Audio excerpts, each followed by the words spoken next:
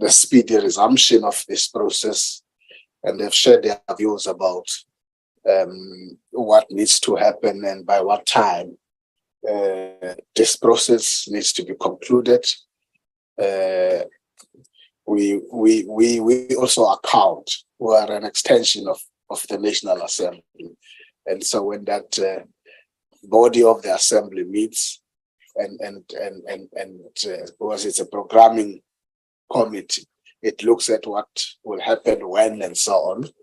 And so they would have expressed themselves on the matter about why it is important at a certain time that we wrap up our process. We equally share their urgent sense of urgency and a sense of completion of our work. Perhaps what we're going to do today, I'm just going to, so that it will make sense of this to and fro festival of correspondence. I'm just going to ask Ms. Fatima Ibrahim, our legal advisor, to just give us a summary of where things are, and the intention as the chair, I wanted us to deal with in relation to legal representation.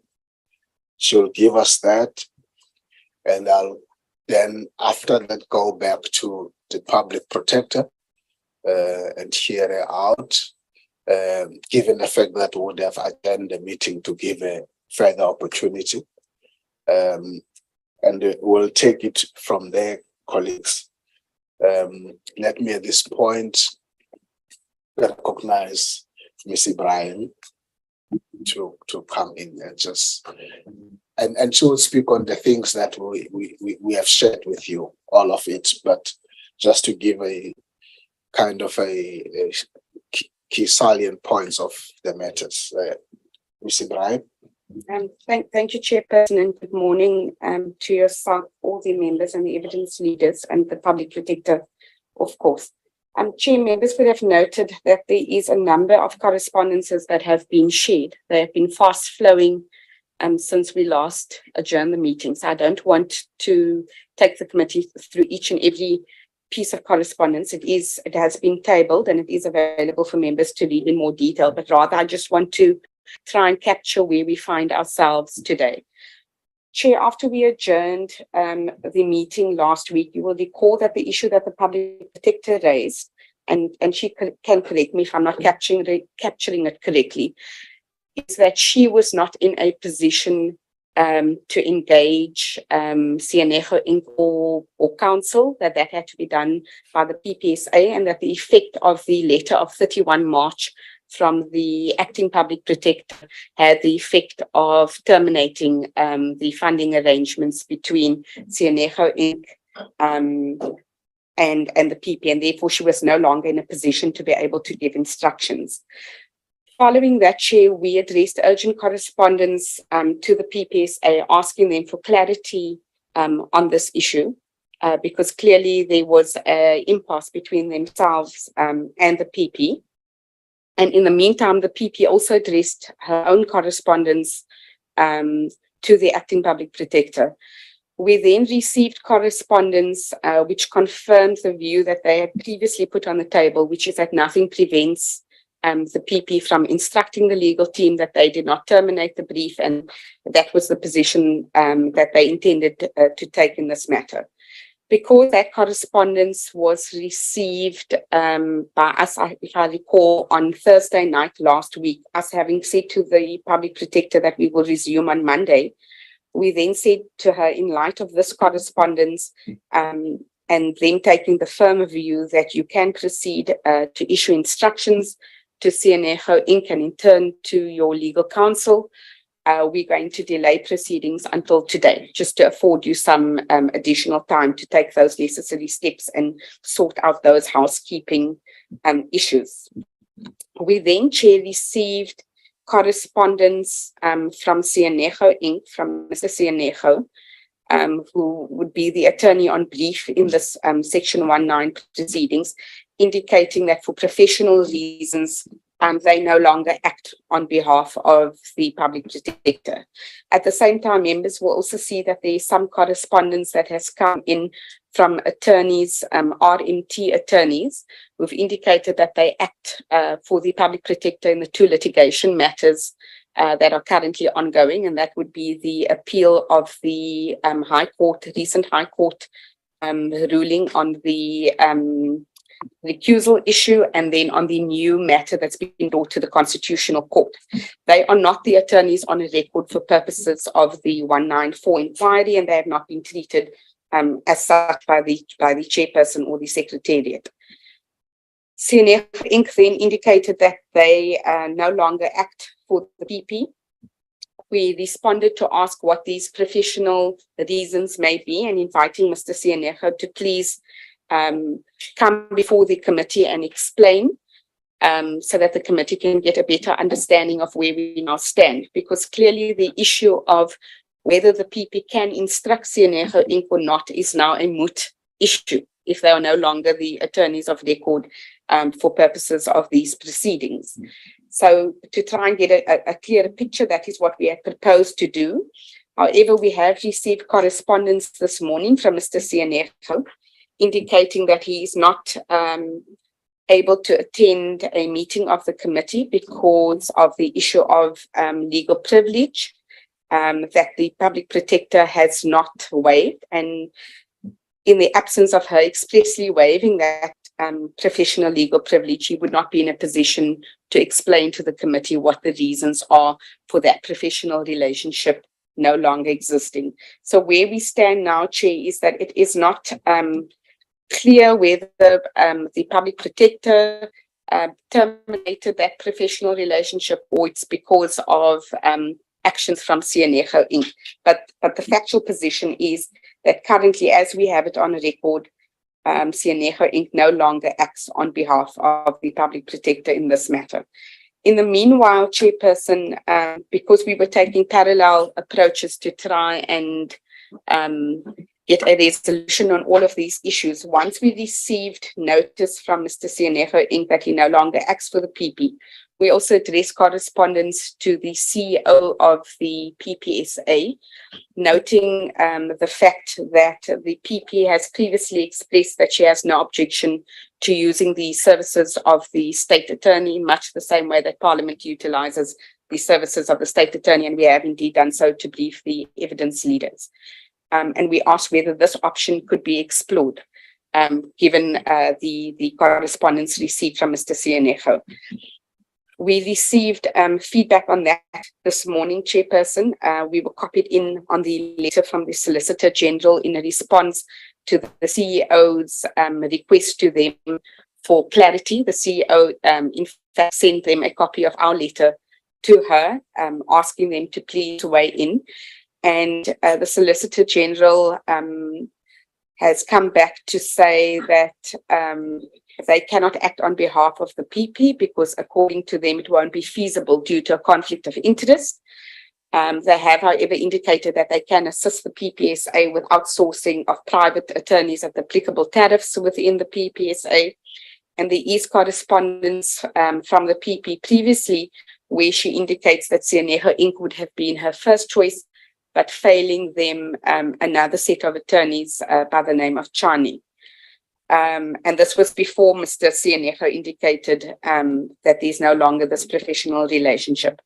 What the Solicitor General does go on to say in quite some detail, members will see that from the correspondence, is that the issue of funding and budget is extremely important, that it's not an open checkbook exercise, and they suggest that there must be a renegotiation of fees, a streamlining of the legal team, and the PPSA must actively seek cost-containing measures when engaging with the legal team. But Chairperson, that is the position that we find ourselves in, that the PP is present today without a legal team accompanying her, despite the length of time that has now passed. Thank you, Chair.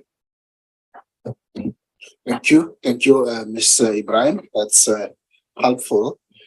I think following that, I would have a number of questions to ask, but I think it's fair that I go straight to the PP and ask her to give her take of the situation. And perhaps I can come later and ask a few questions. Over to you, Public Protector.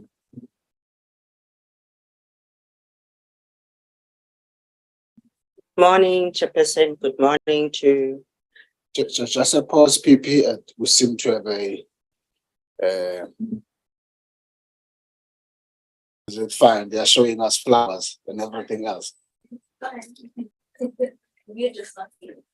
Okay, But they can see that. you can see. Okay, I need to see them.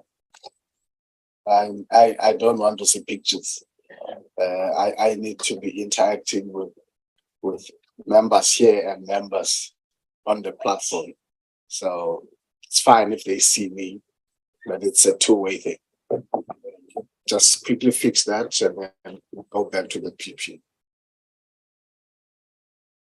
They are beautiful portraits. I can go and check that somewhere, not here. Thank you very much. Are we back on? Yes. Thank you. Sorry for that, Public Protector. Over to you. Thank you, Chairperson. Good morning to you and members of the committee, evidence leaders, and parliamentary staff, and members of the public.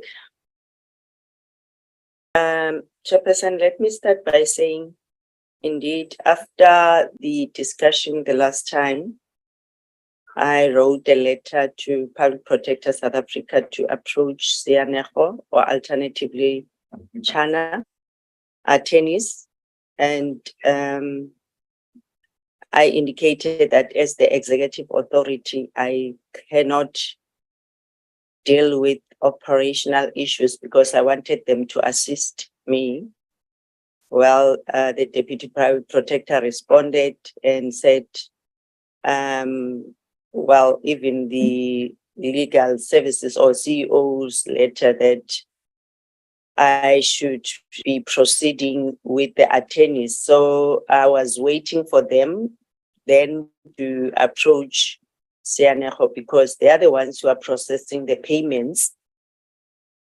I don't do that. So until such time, then I discovered that Sianego wrote a letter to the committee and indicating his unavailability. So secondly, Chairperson, I never said I agreed to use state attorneys. That's totally wrong. What I said the last time was that the issue of funding, where you get the funding to pay the evidence leaders, which is, I take it because Parliament is bound by the Constitution and Section 217 of the Constitution. State attorney briefs the evidence leaders, and surely where the budget of Parliament is utilized for that, I was saying the very same kitty should be utilized for paying my legal services when you were still looking for money. So I didn't even know that the Solicitor General was approached, and I wouldn't have agreed to that because knowing the conflict of interest. So currently, Chairperson, as I indicated, that indeed Sianego was my first option because of wanting to finalize the process, and they had knowledge about the matter. And then I gave the second option. And I'm still saying, Chairperson, I'm not involved on operational issues. And I indicated in my letter to you that for the Public Protector South Africa, the CEO, the accounting officer, is obligated to facilitate the process, as they've done with Sianego, because they were asking for legal fees. Coincidentally, that's what the Solicitor General is saying, because understanding what the Constitution, Public Finance Management Act is saying, they should be that process of compliance. What are the legal fees? how to utilize them. Indeed, within the state attorney as well, they do have those requirements, how to charge, what the hours per rate or per page, and all those things. So that money should still, because it's state money, it's public protector's money, should be managed within the public protector South Africa. So I cannot be told by the deputy public protector that there is 4 million, therefore you'll have see to finish whether you pay for your accommodation, traveling, and the protectors which you are using, and all those. Because at the end of the day, I am still the public protector, and unfortunately, I cannot. And even when I was still in the office, I didn't involve myself in the appointment of legal attorneys. Legal services used to do that under the guidance of the accounting officer. So I am here, Chairperson, and indeed I indicated that if Sianego is not available, there is another attorney, because I wrote to the Deputy Public Protector, I requested the panel of attorneys so that I can check in the meantime which other attorney one can identify and utilize in the list. And that's what I did, Chairperson, after leaving here, calling the office, in fact, writing to the office, indicating that, informally engaging the legal team as well to check whether they are still willing to proceed, especially Advocate Mpofu, who is the lead counsel in the matter. And for now, though they have all other commitments and busy with other matters today, I think we know that they are in court. So they are available, Chairperson, as soon as we have an attorney who will then brief them. Unfortunately, this quagmire was brought to this committee by the letter of the Deputy Public Protector of the 1st of March. And we are here because of that. Thank you.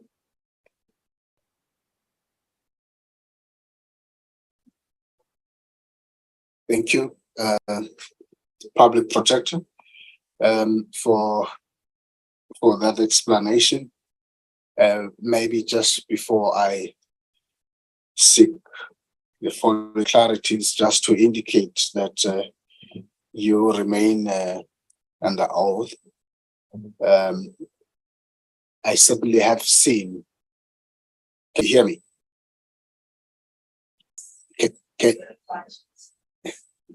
Verify. I was asking Teminkosi, why did you put me here? I should have been in the middle at least, so that I can hear you. I'm struggling to hear you. Okay, I did hear you. Can you hear me now? Can you hear me now? Thank you. No, thank you. I was just saying, Public Protector, that you just to confirm that you remain under oath before I seek the following clarities.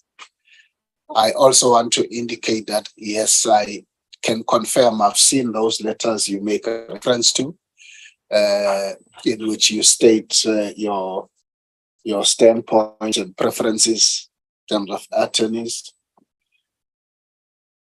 Mr. Sianego has indicated that he's no longer involved in the matter because of professional reasons. He's put that in writing, and has also indicated that he's not at liberty to share those reasons because you have invoked a legal privilege and not provided a waiver in that regard. So my first clarity is, can you share with this committee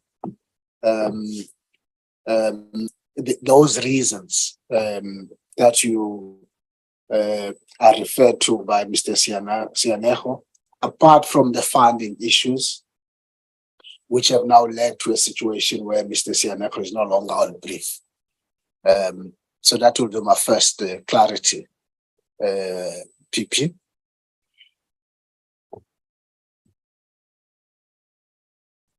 Oh, that's your first, so you'll ask another one.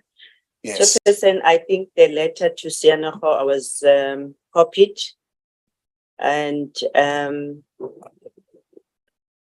I think it's very clear here that Sianego is saying that is very critical, that the letter of the 1st of March and the 29th of March, that's the first reason that, as Sianego, they are saying their mandate was terminated by Public Protector by that letter. So that's the first paragraph. It addresses that, because irrespective of what the Deputy Public Protector and legal services are saying, Sianego was appointed by Public Protector. There's letters where the previous CEO appointed Sianego, and through legal services and all the litigation up until they were the people who represented me here. And that was done because they had the knowledge of the matter, nothing more, nothing less. And that was done to save costs. Instead of getting other attorneys to deal specifically with this process, they knew where the matter started, from the MP Mazone's complaint, the responses to the speaker, and all those. So that's the first issue. So when the letter was written to them on the 1st of to me by the Deputy Public Protector, I had to share with my legal team, and then as well the CEO wrote to Sianego asking them to cost the remaining part. And Sianego responded and said, we cannot, because evidence leaders and them are still going to discuss in the back room to identify the time frame, the schedule and everything. That's the first reason. Secondly, for professional reasons, they decided for themselves that is an added issue, but the main issue is that they've terminated the service.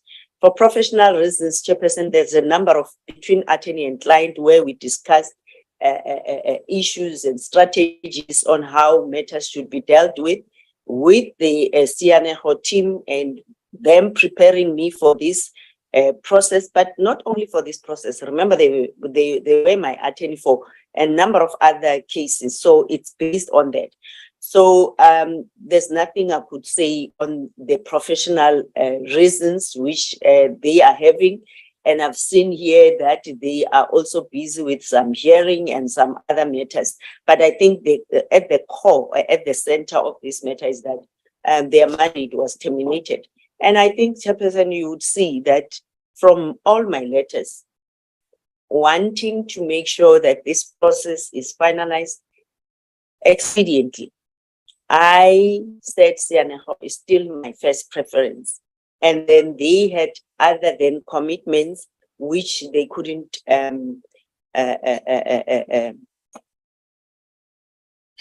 forgo. And for the whole month of April, they also had their own, charting their own work. So I wouldn't know. And I can't say what issue is the main issue from their side, but informally, that's what they said. They will proceed with other matters, and I think that's a right which is guaranteed between attorney and client to do that. No, thank you for that, PP. I hear you on that. Quite clearly from where I'm sitting, let's, apart from the funding issues, let's just put funding issues aside. I'm interested in, and as I've asked the question, because they cite professional reasons. Let's leave the funding part, because that's what has held us back, and there's an intervention in relation to that. They are citing professional reasons for a brief that now it no longer exists, and I'm only asking that if you can share with the committee what those professional reasons are, because they get instructions from you, and they indicated that for legal privilege, and you have not provided the waiver in that regard. I'm interested what those professional reasons are. funding issues aside, because there's a process to deal with that, including what the letter was indicating from Solicitor General. Just unless I've missed you when you explain what those professional reasons are, I would just want to help me repeat that. Chairperson, I think the best way is for them to be here, for me to be here, and my legal team to be here. I don't know what are those professional reasons. So you have no knowledge of professional reasons that you would have invoked in this matter or that are now existing? Was they've done that in a written letter to us that there are professional reasons that they are not citing, and I was asking you if you can share that, but your answer is you are not aware of Not existence of necessarily such professional reasons. Not necessarily that I'm not aware of. The issue is there's client attorney privileges. So for them to say professional reasons, it might be that they've got a lot of other work they're doing, or it might be that because their services were terminated. And remember, Chairperson, these people, they were dealing with my matters at a very minimal negotiated rate, SCNF. So there's also that issue. Possibly professionally, they cannot sustain themselves by continuing to do my matter. So I think it's better to hear from them. What are those, if they can disclose? So for me, I said I'm asserting my right to privilege between attorney and client because there might possibly other things which I don't know. But as far as I'm concerned is that the mandate was terminated, they continued with their life, and that's all I can say. So also, as far as you're concerned, there is no problem with the professional relationship between yourself and Sianejo as things stand? I don't know of any challenges. So I would say, Chairperson, the best way to handle this is that we resolve the issue of legal representation. If they are no longer participating, let's proceed with other legal representation which I've opted for so that we can finalize the matter. Okay. Perhaps at this stage, members, before one goes to a ruling, if there are any other clarities or questions that members have based on what has been tabled, or Ms. Ibrahim, if you want to come in first, I will allow members if there's any question or clarities before we make a ruling. Ms. Ibrahim. Thank you, Chairperson. Chair, I just wanted to place on record paragraph 7 of a letter from RMT attorneys dated the 5th of May.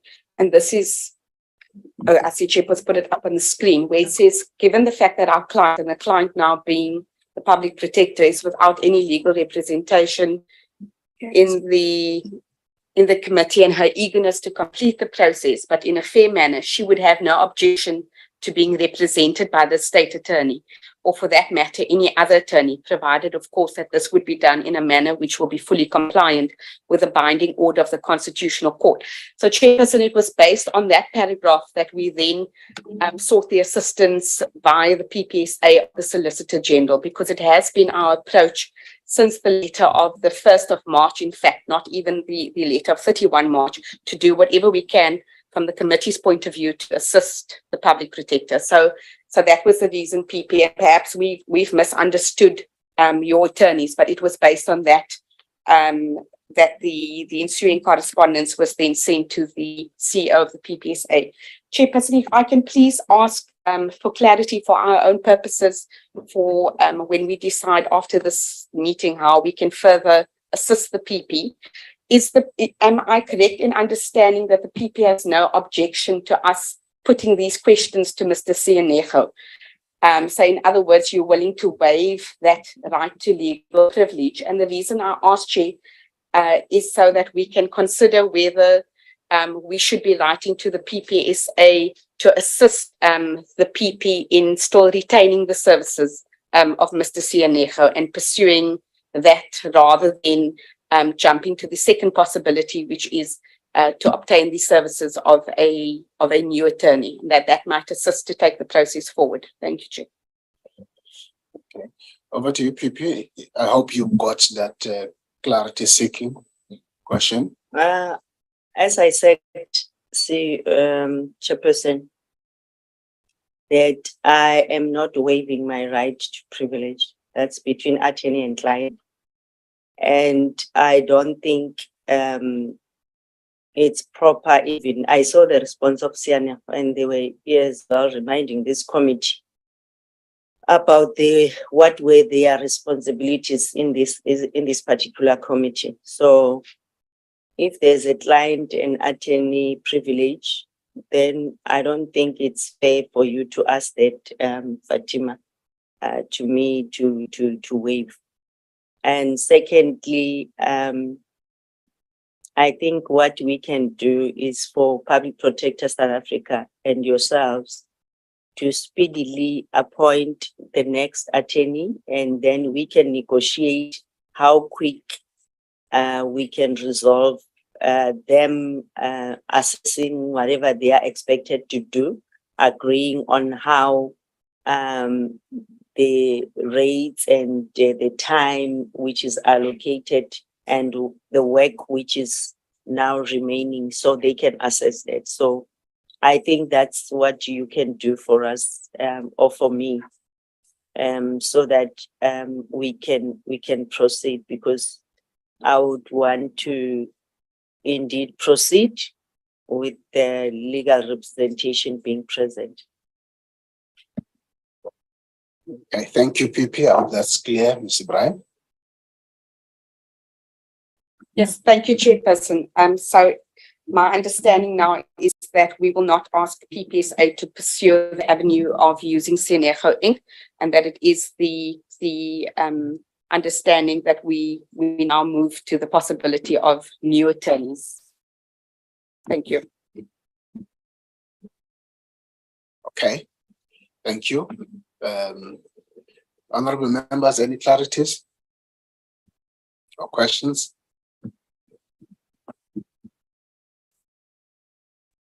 Okay. Honorable Mautwe. Good morning, Chair. Good morning to the PP and the colleagues. Chair, I'm a bit lost because when we adjourned the last time, we agreed that the matter of the PP not having a legal rep will be resolved. By the time we resume, that matter would have been resolved. Now, we're back here today. The agenda is very clear. It says the evidence by the PP. But we're still asking clarity on the issue that is still not resolved. The question that you just asked to PP, was it not practical for you to be asking like you've been doing? Clarity through letters and all that. Why must we all convene here to listen to you asking the PP simple questions that she could have asked via letters like you always do? Because the reality is that this agenda is misleading. We set aside time, Chairperson, to attend this meeting, to want to listen to the evidence by the PP. We've got other portfolio committee meetings. There's a parliament sitting right now, mini plenary sitting. We left all that to come here, only for you to ask the PP a simple question that you could have asked through a letter. This is pure abuse and waste of resources, honestly. Can the issue of the PP legal team be resolved? And us as the committee be called to come here and continue with this meeting? Not these things that you are doing. It's a complete waste of time. And the public is looking at us as if we're moomish, all of us. You now involve us in your moomish things. No, Chair, this is wrong. Please let the issue of the legal representative of the PP be finalized. Call us as a committee. We want to come and resume the work of the committee. not to be dealing with back office administration, please. Thank you. Thank you. Honorable Zungula. Thank you, Chair. Greetings to yourself, the members of the committee, the PP, the evidence leaders, support staff, everyone. Chair, I want to agree with my colleague. You'll recall that during the start of this inquiry, there were some teething problems that were identified, and it was suggested that there needs to be a back office to deal with such. Now, when the back office is dealing with such, it would save time from the committee in terms of meeting in this fashion to discuss things that should have been resolved in the back office. In the last meeting, and in fact, for the last few meetings, especially after the issue of the funding for the legal representation of the PP came about, it was stressed, Chairperson, that up until that process has been done and agreed to and everything has been sorted and the PP is here with her preferred legal representatives, we can proceed. You'll recall, Chairperson, that number one, the PP did not suspend herself. And there is a court ruling that states that the suspension of the PP by Mr. Ramaphosa was invalid and unlawful. Number three, Chairperson, that the Constitutional Court, in fact, even that suspension, it was clear that she must continue receiving the same type of benefits and rights she would ordinarily been receiving had she been not suspended, meaning the issue of legal representation has been, there was a commitment from the unlawful suspension. And also, in light of that, the Constitutional Court also said the process must include the legal presentation of the PP. At no stage the process must continue without legal representation. Now, we can't keep on going back and forth on the obvious. The obvious thing is that the committee must sit, the inquiry must proceed, having complied with that Constitutional Court order of ensuring that the PP does have the legal representatives. Now, I want Chairperson to put it to you that please convene the people that you need to convene in your back office at the times that are convenient for yourself, and then you can deal with these issues. But when you call a meeting where you are going to, the inquiry is going to proceed, like the agenda is saying that it is day of hearing the evidence of the PP, only bring us when that has been sorted and the evidence and the legal representatives of the PP are there. Because rightfully so, I want to agree a lot with my colleague here, is that there's plenaries that are sitting, and some of us, in the are taking part in various debates which needs our thorough preparation. Therefore, we can't be called to a meeting to hear what is should have been discussed and agreed to in another forum. So I want to move, Chairperson, that this meeting clearly cannot proceed, number one, because still the legal presentation of the PP is not here. So there's no way in which you can proceed having that not being agreed to and fixed, and it is now resolved. Number two, going forward, only bring us to a meeting when that has been sorted so that we don't have to do this back and forth, because we've been saying the same thing over and over again about what the court has said, what is fair, even in a hearing at a workplace. There's always legal representation. Whoever that is accused, whoever that is, his case is being dealt with, he's always afforded legal presentation. But it can't be that Parliament, which is a lawmaking institution, is unable itself when it is conducting such a... No, Chair, I'm covered by the two previous speakers. Morning, colleagues.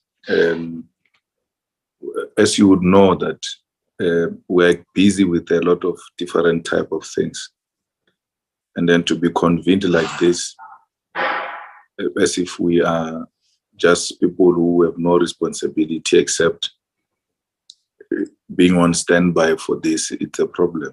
We were told today that we're going to listen to Public Protector, and then the next thing we're here, we're listening to administrative issues, which shows that when we adjourn here, someone is not doing his or her job in the back office. She only speaks here because there are cameras and she wants to appear in cameras. But if you're a back office, you'll be someone who's camera shy and then do all types of things, including asking people whether they waive their rights or not behind cameras. But because I like cameras, I don't do my work. I wait for the day when there are cameras, and then so that I can show my face and pretend to be doing some work. These questions that you're asking here could have been answered by Sianeho, and the Public Protector is being nice. Someone writes a letter, you ask another person, what did that person mean? You are very fortunate you are not asking me such a question, because I will not have answered such nonsense. I didn't write you a letter. Go to the author of the letter and get the answers. But because it's done for the show, you are asking a wrong person deliberately, because it's for the show. For you, it's for the show. But for her, you are humiliating her. You are continuing to violate her on things that could have been done behind closed doors. What is this professional thing? Because the intention is to embarrass her. But if you're a professional, you would have asked behind closed doors so that by the time we come here, we deal with the nitty-gritties of what brings us together here. Not things that seeks to embarrass someone. Stop embarrassing a woman. Stop wearing a tie in the morning with an intention to embarrass a woman, an African woman for that matter. Be ashamed of yourself.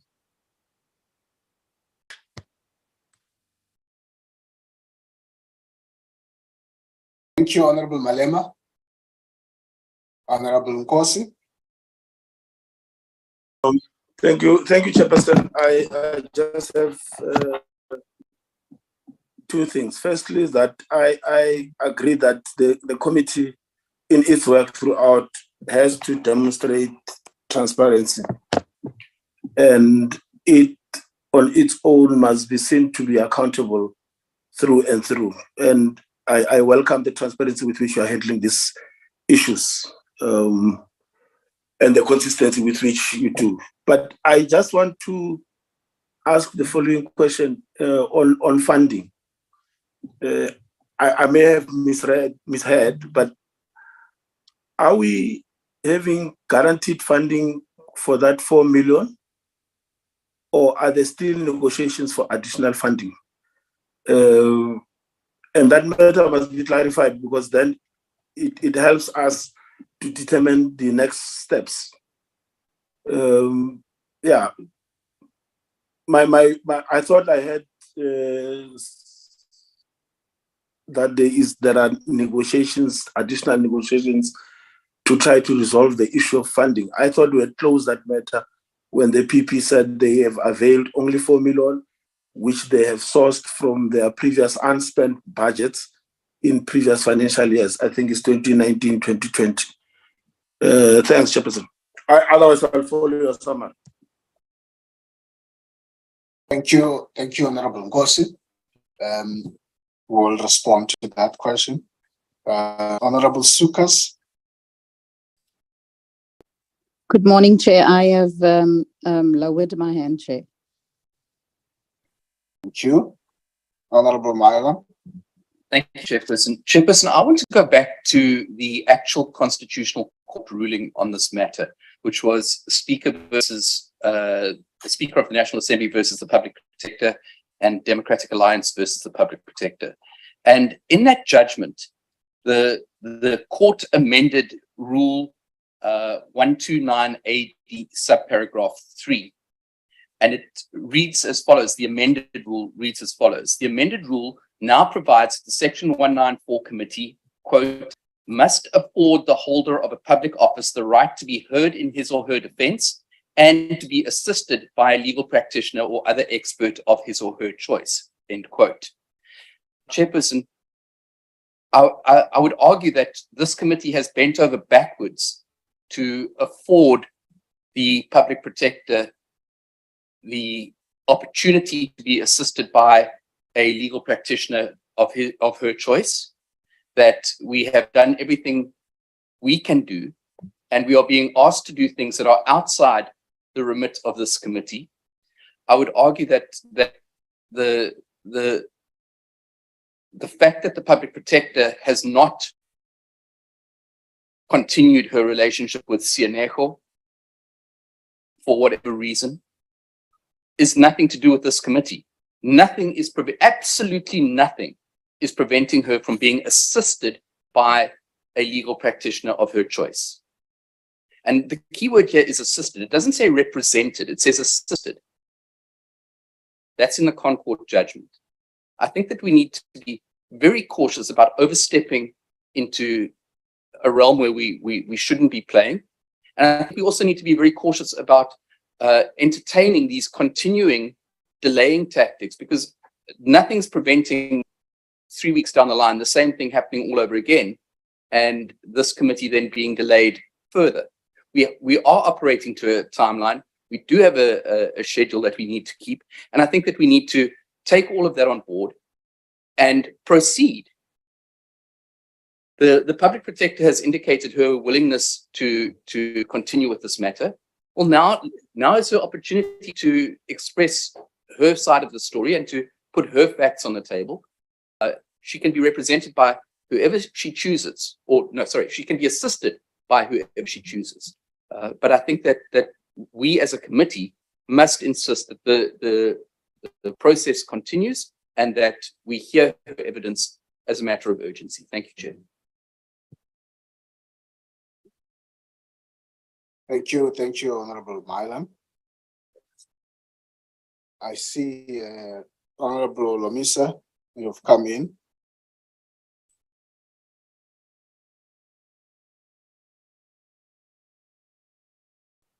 Good morning, Chairperson and colleagues. I heard you say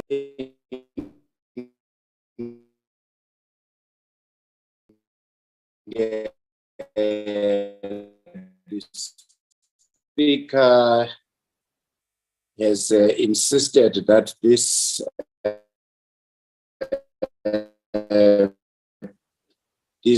hearings must be processed to the conclusion as soon as possible. And I also read regarding the same message you are conveying to us. Given that between yourselves and the of representation, why this meeting today?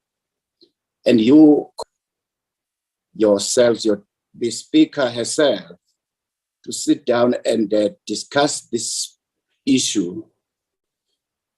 The truth of the matter is that the public protector is not satisfied with the manner in which we are handling this matter. But she has now and again said, I'm ready to testify. So please, Chairperson, time is running out, as the speaker had said. Go to her office and also request the acting public protector to be present. And then you iron out all these administrative problems, because these are administrative problems the way I see it. I do concur with the previous speakers who said, no, don't take chances, sort out the main problem. And the main problem is about legal representation. Thank you. Thank you, Honorable Olomisa. I take it that those are the only hands from the members who wanted to speak on this issue. Honorable Chair, my apologies. I'm experiencing load shedding, so my icons are not working. Okay, I'll give you an opportunity, Honorable Majosi. Please go ahead. No, thank you, Honorable Chairperson. To all honorable members, the Public Protector. No, Chair, I just wanted to concur with the honorable member from the DA who has just spoken now that I think the committee has been supporting the Public Protector and we have given her enough support and showed that we want to proceed with the matter so that we get to the end of it. I mean, our program was supposed to end in June, but now with the challenges, it becomes very difficult. And to note that as the committee sits, it's public funds that are being wasted all the time. And if we have to postpone over and over again, then it will become a serious problem for us also to then explain why, because we must justify why we have been postponing the meetings and so forth. And I think since the Public Protector knows that she does have full support in terms of getting her legal support, but the term ends in October. If that time passes without us reaching any conclusion, it's going to be a serious problem, because then why would we still sit? What will be the justification that this inquiry will need to still continue? Because then the term would have ended. So I think we must really come to a conclusion that these proceedings, they do proceed, and we do what is expected of us, and also the Public Protector does what is expected from her side, so that we finish with this process. It's been too long. The estimated time at that present moment when we started, it was not it was not supposed to take so much time. So honestly, I think sometimes we're just playing tactic games here and trying to push time that we get to end of October and not finish with the inquiry. So I think we must be decisive on this one, Chair. And if we need to get also legal advice on how then to move forward, if cases like this, I think we should do that so that we are able to proceed with the inquiry. Thanks, Chair. Thank you, Honorable Majosi, for your contribution. I just want to make sure that I'm not closing any other member outside before I come in. Thank you. None. Thank you, colleagues. Maybe at that point, honorable members, I think it will be important to just clarify a few things. When we adjourned the last time when we met, before we agreed for a postponement of 7 days, part of the summary that was given on the day was that when we resume, we'll be resuming either with the old or new legal support. Just to remind members. So it's clear today that the issue of the old legal support in the form of Sianeho has been confirmed that it's no longer in place. You would have received a lot of correspondence from that meeting up until today that is assisting you to understand where we are. There's been a lot of information shared with you about the kind of efforts that were put in place by ourselves in the last 7 days. The PPSF would have written letters. And when letters are written, there's a response needed, expected out of those kind of letters. So it would not be correct to say that, or to project that nothing would have happened between them. There's been a lot of things that have happened. It's important to keep on respecting the process with all of its imperfections and challenges, and be patient about that. We've been very much patient up to this point, and we have advanced the issue of fairness. Nobody can really complain about that. What is becoming clear today, as would have been indicated even in the letter this morning from the Solicitor General, is that we now are at a point where we are going to need to get the legal support of the PP in terms of the attorneys of record. The PP has confirmed that as senior counsel remains the senior counsel in writing to us. The issue that is being sorted out now is the issue of the legal support. And Honorable Nkosi, just to clarify the matter, what we're dealing with now is not money, is not funding. Your understanding is correct that has been kind of made available. The issue that we're now trying to quickly get our heads around is the issue of the legal support that must be sorted as a matter of urgency. So that there's no confusion about that, because we have developed a program, the revised program that has been sent to you, that is in line with what is available in terms of funding. And the Solicitor General letter is also indicating that whatever that must be done will have to be done within the available resources, not outside of those resources. I hope that clarifies the issue, so that there's no confusion about us not resuming. Is it because of funding? It's less about that. It's clearly about the issue of the legal support. Honorable Mailam, I take your point in the clarity you bring around that, and that this matter is still going to be ventilated further, because sometimes it gets interpreted in a particular way. So one really appreciate that.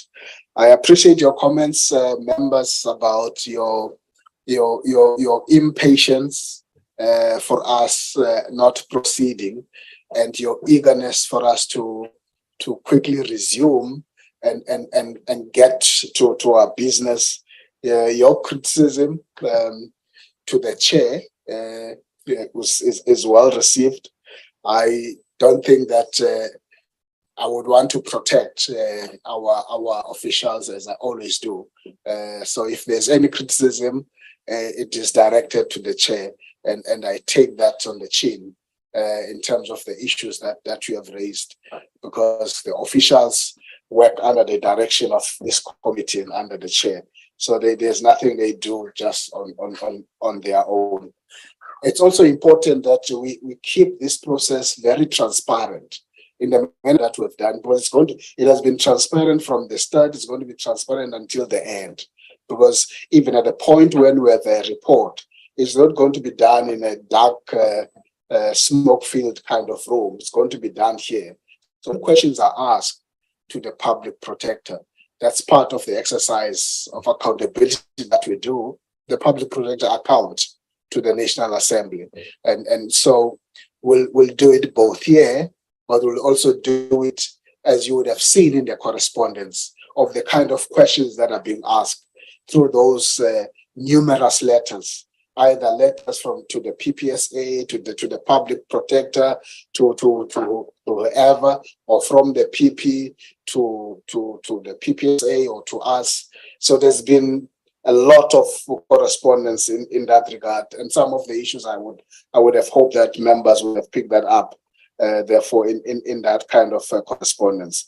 So I think at this point, it will be fair in summarizing that the only issue now that we're attending, which with the assistance of the Solicitor General pointed out in black and white that they are ready to assist in that regard, and the PP has indicated her commitment to only needing that legal support. That's a matter that if that's what you're sending out us to do, that we're going to urgently go and attend to and finalize. It's not funding, it's that legal support.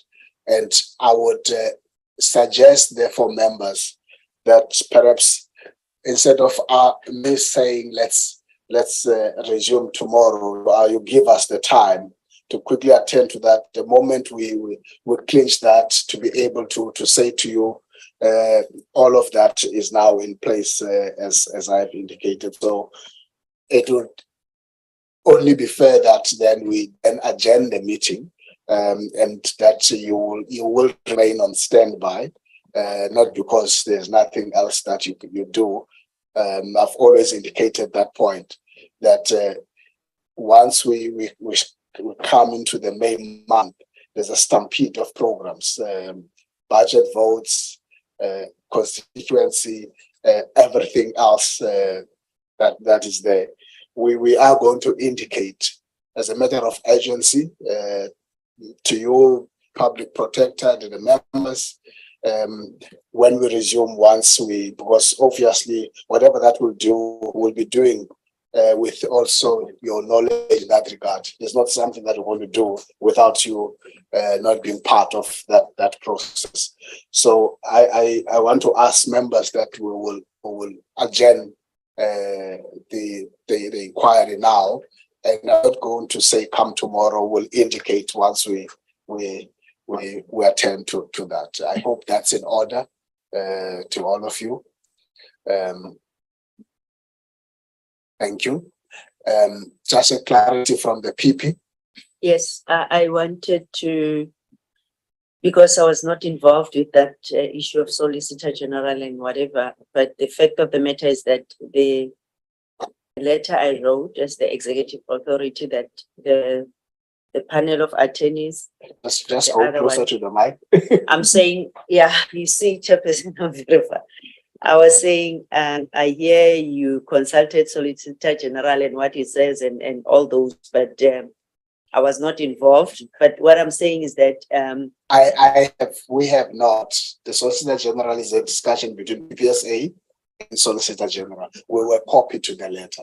Okay, but I'm just saying the letter I wrote about the attorney of my choice, I will go with the second option. And then if I can be involved in those deliberations and everything, so that we can proceed, because I think PPSA was also having some strange way of dealing with this. And I think hence the last time I said, possibly the Auditor General should come in so that they understand. You cannot just give me 4 million and as a blank check, because there are laws to be complied with. Hence, using the panel of attorneys and the PPSA operationally, the accounting officer will still must handle the negotiations, the agreement, the legal fees, the time frames, and all those. So I just wanted to clarify that. And then once that is done, then we can proceed. Thank you. Thank you, PP. That was always my understanding, that whatever that we're going to do, you're going to be involved in that process. I'm aware of the letter you sent about Sianejo and the other attorneys, so that remains in order. There shouldn't be a problem about that. So thank you, members. So when we do that, it would also go with a revised program in that regard, when we give you that announcement of the resumption in a very urgent space of time. Thank you very much. The meeting is adjourned. Recording stopped.